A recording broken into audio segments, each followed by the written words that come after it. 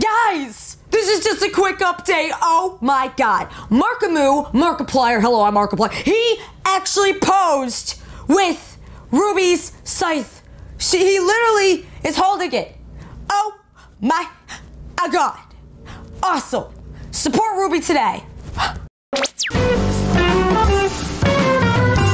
Well, hello, my friends, and welcome back to All Ages of Geek TV, or AG TV, the agonizing show that you find here on the YouTubes that is all about us going into the fondness of anime and otaku-based stories, or any type of geek culture type of story, and taking it apart bit by bit by bit, exploring lore and having a lot of fun with it. Well, as you do know, if you're new, I gladly welcome you on this humble abode as you travel on to these journeys and stories with us. Oh god, please, please. Nature. Don't even ask what that means. But anyway, guys, welcome back. And yeah, we're going into Volume 4 of Ruby. Volume 4. 1, 2, 3, 4, cat can count. And welcome to sit back on your fandom couch and let us discuss Ruby. That's what we're going to be doing today. We're going to be exploring 4 World of Remnants today in one whole video. Yes, I'm spoiling you guys. Oh my god. But if you are new, I welcome you to sit back down onto your fandom couch and discuss this amazing fandom with us here at All Ages of Geek TV. Let's start the episode. So without any further ado, my friends, let us get our fandom keyboard. Oh, it's glowing. Look at it glow. It's just a cheap keyboard, but hey, I can imagine that this is a customized, beautiful fandom type of keyboard. Even though it's not, I still love you. I still love you. Okay. Maybe I shouldn't have done that because it's very dusty. All right, so let's go to Reaction 1, the first one from Ruby Volume 4 World of Remnant. This is called Veil, and this is from the Kingdom Veil. Let's get reacting. Veil. I love that name, by the way. It sounds like Yale. Well, school's definitely out. Oh! Let's see if we can't all learn a little It's something. my husband! He's Welcome teaching to the me. World of Remnant. Not the best place to live, but depending on where you're staying, Oh, it can get a little easier. this music. You've got towns and villages that pop up as fast as they fall. This music. Forests have menagerie, but the Elevator sweet music. spots are Vale, Mistral, Atlas. Hello, Crow. Blackwood, You're teaching me. the 4 kingdoms of the He sounds so tired. and each one's special in its own little way. Oh. Let's talk about Vale. In the grand scheme of things, Vale's pretty well guarded. It rests on the northeastern end of the world's largest continent, Ooh. Sanus. Look how cool it Like looks. most successful kingdoms, Vale's survival over the years can mostly be attributed to prime real estate. The front is protected by Prime real estate. Its back is against waters too shallow for any real threat to pop out of. I just love this music, Not to though. say I haven't heard some crazy fish stories. Fish stories. I want to hear them. Aside from the main city, which the kingdom's named after, the Vale territory also extends to several neighboring cities farther along the northwest coastline, as well as a small island named Patch. Cool. Nice place to Let's raise travel a there, guys. Let's go. If you're into that sort of thing. Of He course, sounds so all tired. He attempts sounds so to tired. extend the kingdom's reach past the mountains and farther into the mainland Ooh. also failures. But, like I said, in the grand scheme of things, Vale ain't half bad. Okay. The climate, natural barriers, Ooh. and some serious border defenses means That's the good. citizens of Vale can spend less time worrying about survival and more time just living their lives. Yes. Of course, with the fall of Beacon, Oh. everyone's a little more worried these days. Ah! Should be. Ah! They have to mention the fall of Beacon. They have to do this to us, my friends. Well, we just heard it first. Everyone is now scared because even Beacon has fallen. The prime pinnacle of where hunters and huntresses are taught and raised and taught and made no more. Oh my god. Oh my god. So basically this means now that this has fallen, everybody is kind of flipping tables now. Everybody is flipping tables. But I love this. What I loved about this one is, like he said, oh, school's out, but hey, We can learn about something. And that's what I love about this series, is the lore is there's so much to the lore that we can learn so much about it. We can make our own original characters to live within these kingdoms. So to give you an example, if you were to create your own OC, which is original character, and you put them into Vale and you said in the world of Remnant, where did you want to live? And you put them into Vale, well, by all means, you have all the information now that you need to survive. But it just depends what timeline you want your character to be on. So to give you an example, would your character be from the first timeline, which would be not even the fall of Beacon, when Beacon was like maybe around the time Ruby went into Beacon, or would it be another timeline when like the White Fang was coming around, or would it actually be the timeline when Beacon has fallen? I would love to know how you go about creating your own original Ruby OCs and your own original characters in general. Ain't that right, Ruby? That's right. That's right. But anyway, I really love this because it gives us an insight of what the kingdoms do have to offer us. So again, an example is if I wanted to create my own original character right now, and if I wanted to put them in Vale, I would know what to do. But anyway, there's a few more that we have to react to. And hopefully they're more upbeat than this, because Crow kind of sounded, I believe this was Crow, hopefully I am right. He kind of sounded really worn out. You know how he, Crow does drink a lot and stuff like that, but he sounded worn out. And I wonder if he is kind of, in a way, breaking the fourth wall, making us our own original characters to go into the world of Remnant with him, or he is telling this to somebody. Whoever it is, best be it known later on, because as you know, you guys told me to pay attention to the narrator's voice all the time. Maybe not this one, but in the past 3 volumes, you're like, pay attention. Actually, 2 volumes, because World of Remnant didn't start until volume 2. But you guys told me pay attention, and I did. Same with the narrator back in volume 1 from the beginning. You guys told me to pay attention to it, and now I know who that is, and now I'm freaking out. Now I'm freaking out. But anyway, guys, let us move on.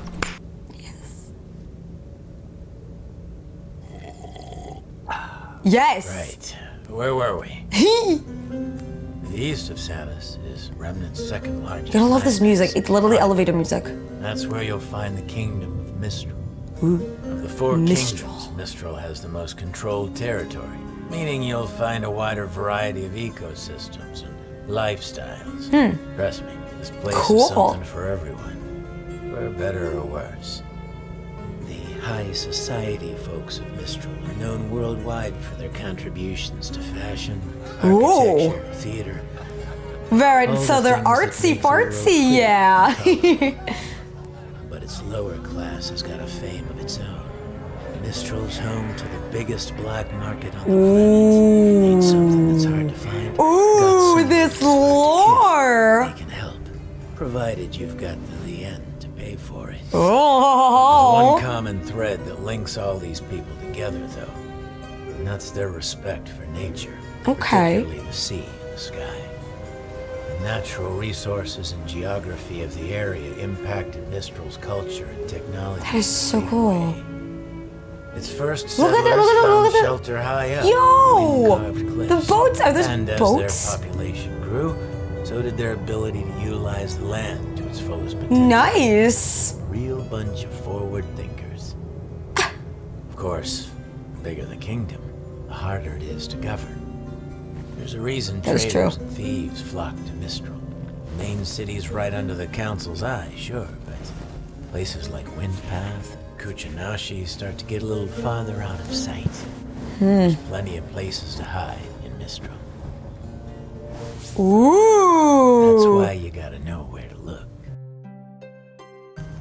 What? What does that mean? What does he mean by that? That's where you know where you gotta. Oh my. So okay. Okay, what I loved about this, the opening, you hear him sipping and saying, "Where were we?" So just so anybody knows, if they miss any one of the World of Remnants, that way you'll be like, "Wait, did I miss one?" It helps us keep on track. So whoa, they got a black market going on. So that means there's a lot of scandals probably going on, a lot of, like he said, a lot of thieves, a lot of people going on, but they hide there too. So if they go to Mistral, all right, if they go there, I'm gonna be panicking. Because if it is one of those towns where a lot of criminals hang out and they hide to possibly start a new life or to possibly hide from higher society, yeah, that's when I'm gonna be freaking out saying my beings should not have to go through this, but they will be going through this because, hey, reminder, it's RWBY. Bad things happen to good people. All right, so now we're gonna move on to the next one, and I really love how I am learning here. Again, when I was growing up, my favorite lessons to learn was always about history because there was always lore behind it. There was a story. I, for one, also, when I was younger, I still have the same characters that I have had 15 years ago, and I built an entire world for those characters.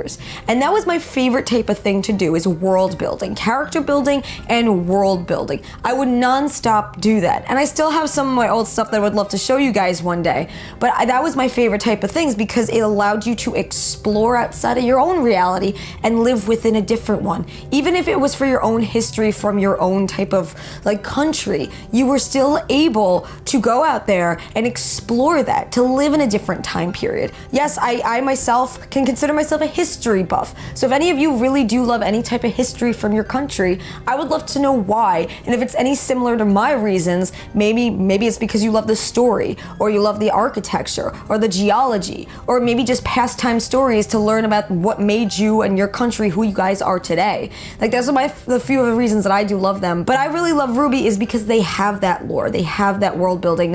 And you guys even showed me on one of our Twitch streams before that Monty got inspired to build the world of Remnant and the map from a splash little thing on a napkin.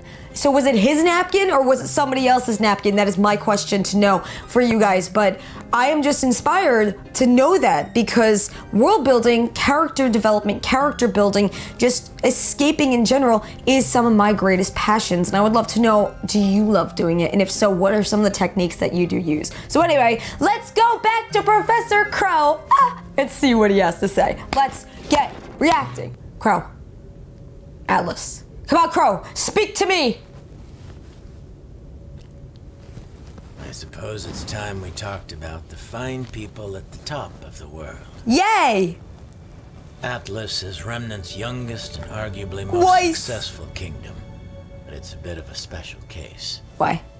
See, before the Great War, there was no Atlas. Oh. There was Mantle. Oh. At some point in time, a group of settlers were crazy enough to venture out into the northernmost continent of Solitas. I guess when you're that desperate, a frozen hunk of rock doesn't seem like such a bad place to call home. Ooh, crazy, but oh. The harsh weather conditions proved to be just as useful as the mountain ranges when it came to keeping the creatures of Grimm at bay. It also kept the people of Mantle from flourishing. Humanity's got a neat trick up its sleeve, though. Oh my god, these people are crazy. Our inclination is to find a solution. The cold climate of Solitas forced its settlers to adapt. Oh. They developed a more advanced technology. Nice. Faster than the rest of the world. Because they had to survive. There you go. But it was the Great War that really kicked things off. New forms of dust application and weaponry allowed Mantle to expand. More and more territory was set aside for dust mining and research. Nice. Territory beside the kingdom's combat school, Alcius, was the most opportune area to construct a new R&D facility. Oh. By the time things were all said and done, it would be much, much more. Oh no. Alcius was reopened as Atlas after the Great War to house many of the warriors now seeking guidance. Cool. Give back to the citizens. Mantle applied all sorts of new dust techniques and technologies it had used in the war to beef up the Academy's campus. Nice. Faster than they could have imagined. And even helped to better secure the surrounding areas. It wasn't long before the kingdom's military moved in. Then the labs and research facilities. This is so even residential cool. areas started popping up. In time, it became apparent that the city of Mantle was living in Atlas' shadow.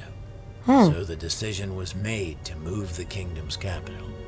Mantle was old news, and the kingdom of Atlas was born. Wow. Golden Age of Prosperity, they called it. Those left behind in Mantle would probably tell you that it was the coldest winter they ever knew. Oh, what does he mean? What does he mean by the coldest winter? Oh my God! Hey, coldest winter. Are you referencing? Are you referencing?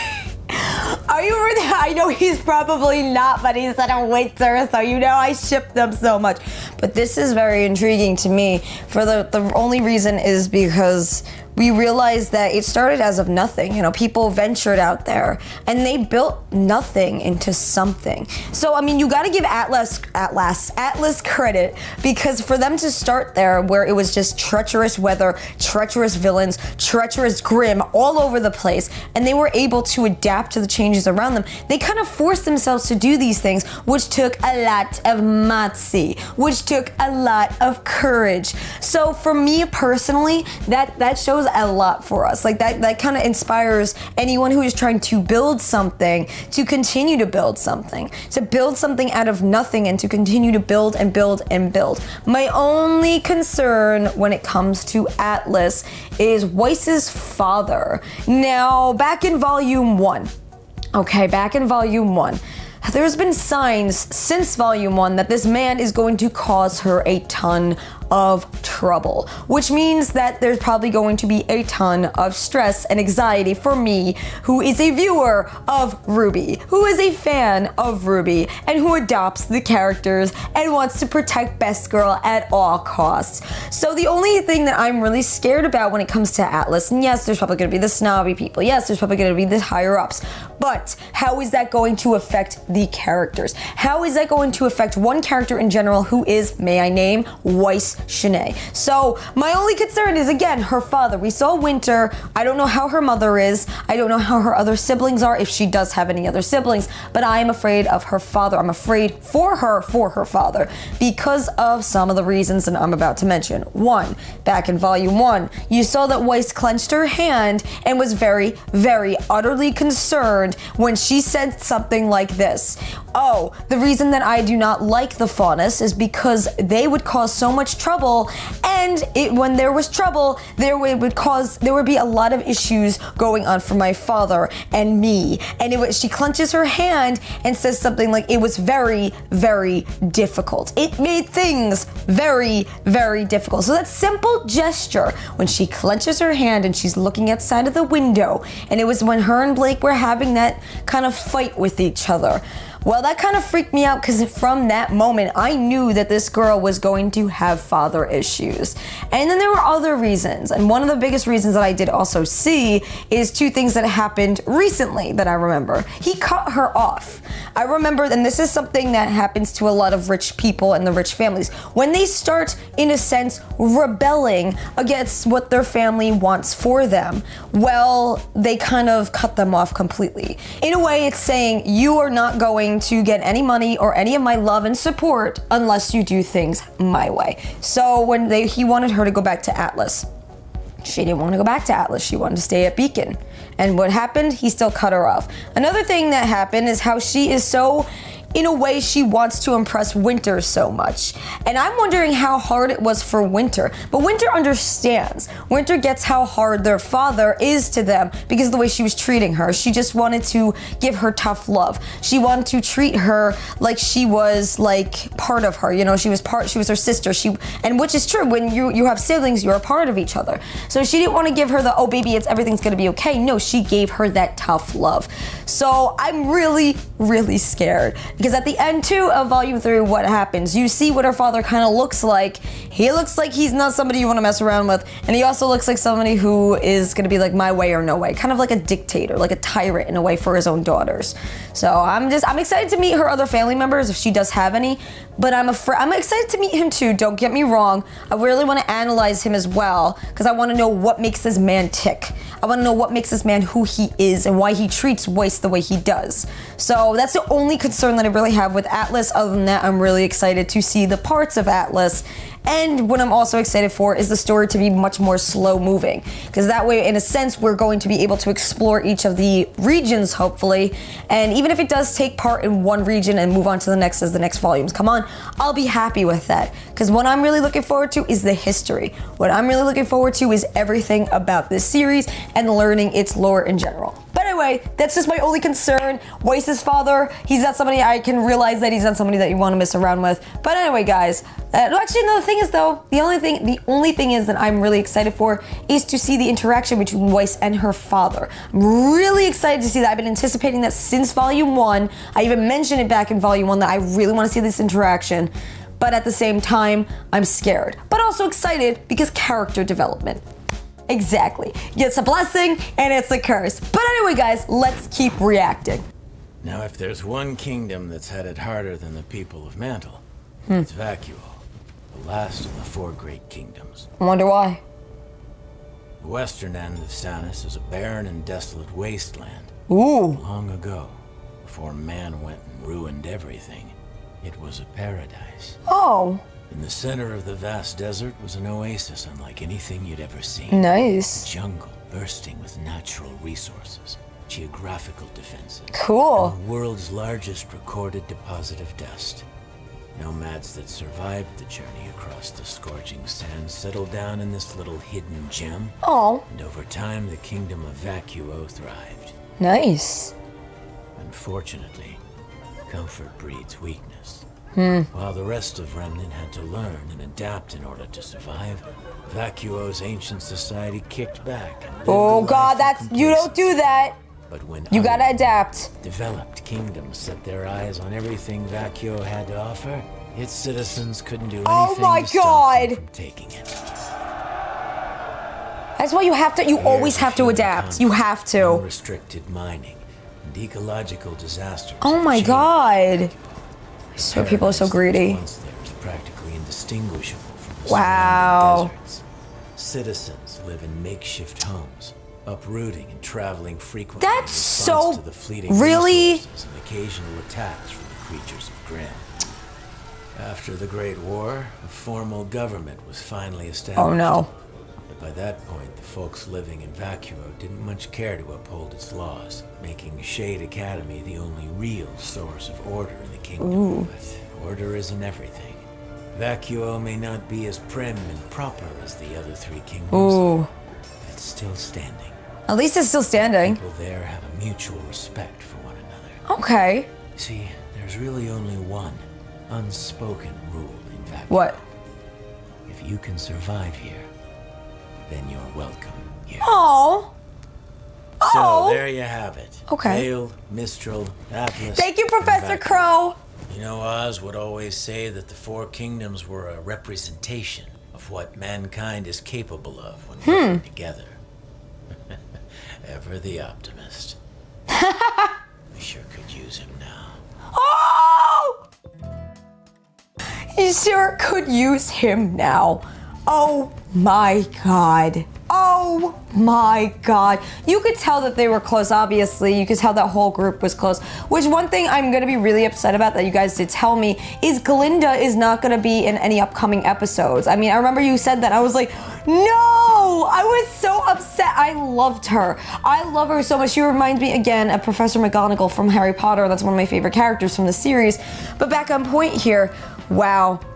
Ozpin left a mark on people. I'm just telling you, like, for even Crow to say that, oh, that Optimus, oh, I can sure use him now, like, that shows how much of a mark he left on him. So I'm wondering, where is Ozpin? Why isn't he here? What's going on? Who is he looking for? What is he looking for? Maybe a solution to end all of this? I'm not sure, but hopefully we get to find out in the upcoming volumes. Now, this was very intriguing.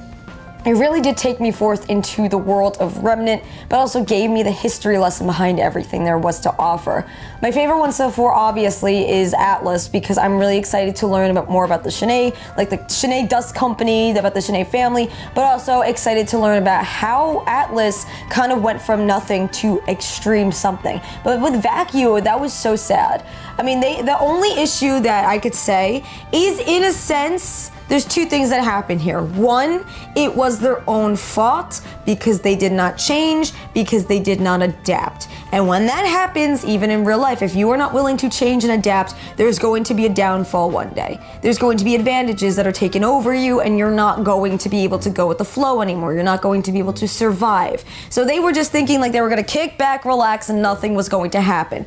Well, look what happened. That gives us a fine example of when our own world that we live in, when people just lay back and do nothing, things like this do happen. You get taken advantage of. Another thing that may have happened too is people are greedy. People knew that they had a lot of dust there. They had a lot of organisms and resources that people could use. So they were greedy, because that's how human beings are. We're greedy humans. That's what we are. We're creatures that are so greedy that we will take and steal and do whatever it takes to make sure that we are fed and we are 100% better than everybody else, and that our greed is fed all the time. And it's such a sad thing. It's a carnal instinct that a lot of humans still do not know how to take care of. And in a sense, it's never going to change, because no matter what we say or do, there's always going to be a few or even more people who are like that. So this gives us a fine example of how we are in a way, in our primitive state of just war and taking and taking and taking and taking,